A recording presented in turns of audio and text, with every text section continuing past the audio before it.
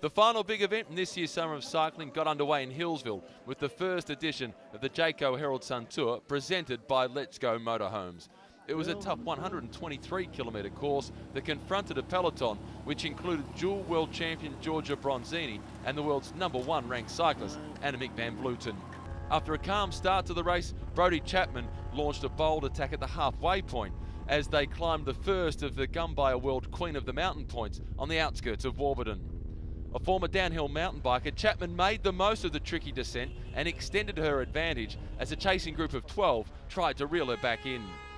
Inside the last 25 kilometres and at the base of the brutal 8-kilometre climb up Myers Creek Road to Talangi, Chapman had a fragile 1-minute advantage over the peloton that contained all the big pre-race favourites. By the top of the climb, the quarter meant the real estate Australian national team rider had just a 20-second lead over the time trial world champion Annemiek van Vleuten.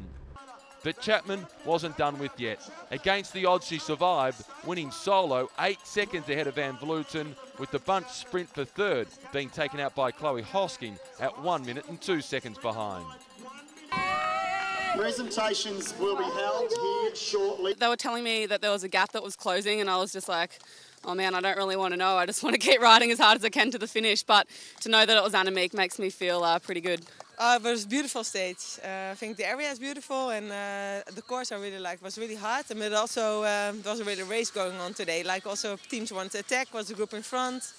And I think we also played it very well with my team on the last climb.